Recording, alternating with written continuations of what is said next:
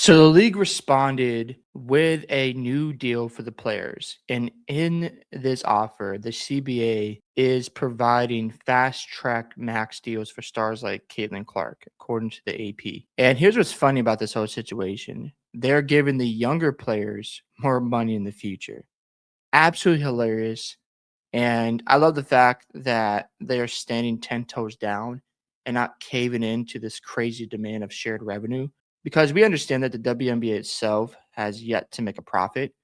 And until you can turn your product into a situation where you're actually making money, then when you're trying to negotiate, you don't have a lot of leverage. You can just walk outside. How many people do you normally see on a regular basis rocking WNBA apparel, whether it's a jersey, a hat? You don't see that a lot, right? You don't see people going, "Oh, WNBA, we support this. We love these players." That's not really popular, right? So the players who are negotiating these deals are just out of their minds, in my opinion. They're out of touch with reality.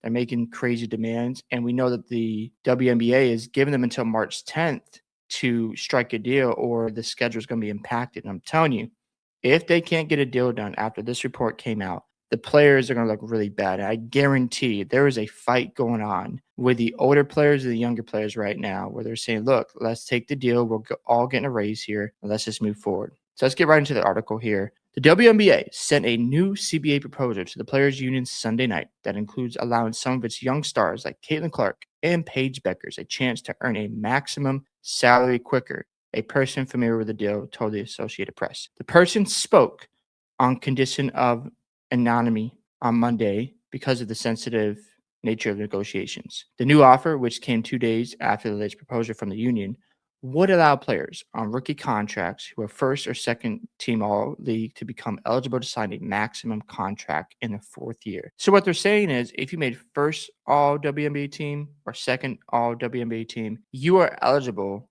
for a max contract.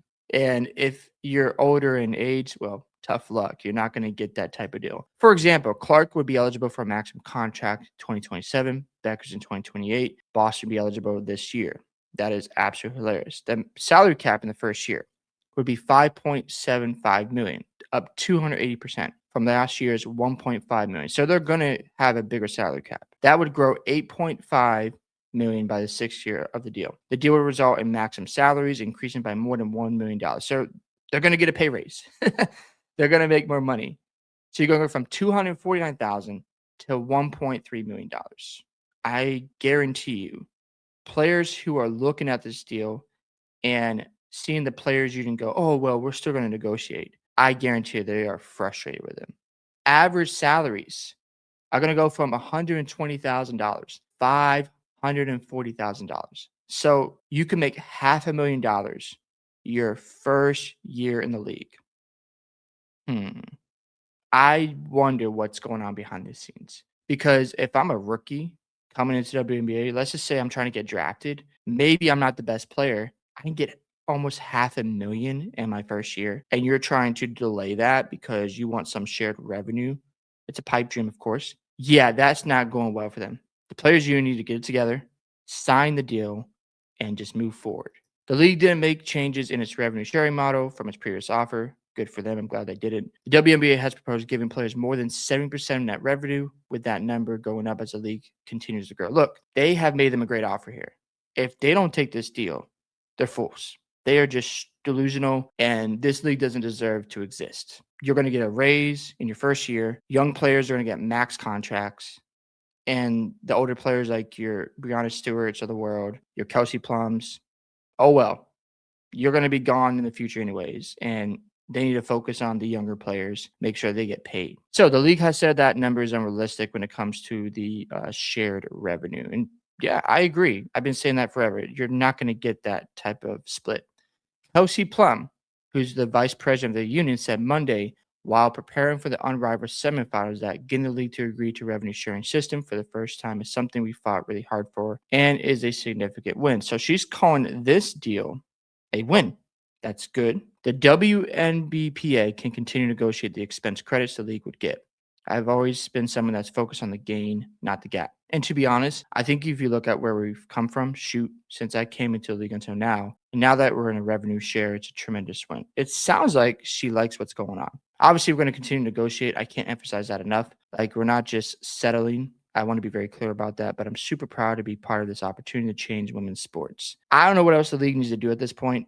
I think they've done their part with offering more money. And if you're telling me, as somebody who is coming into WNBA, I can go from making six figures to almost 500,000 in my first year.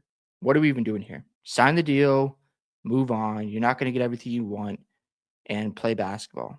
Because if this thing goes on strike and you can't just say, you know what, this is really good for us, the players who are putting pressure on them, and they should be, who want us to sign the deal, if we don't, then our reputation is going down the drain. And the credibility of this league is going to get even worse because you have these numbers out, and the fans who have walked away because they're tired of the entitlement, you're going to turn off other fans. So go ahead and get the deal done. It sounds like Kelsey Plum likes what she sees.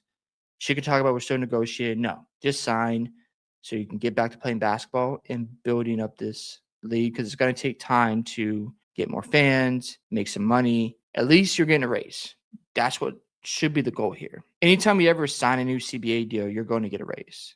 So I don't know what we're doing here at this point. Hope you guys enjoyed my thoughts and reaction to the new proposal by the WNBA. Do you agree or disagree with the new deal? Don't forget to like and subscribe to the channel, and I'll catch y'all in the next one.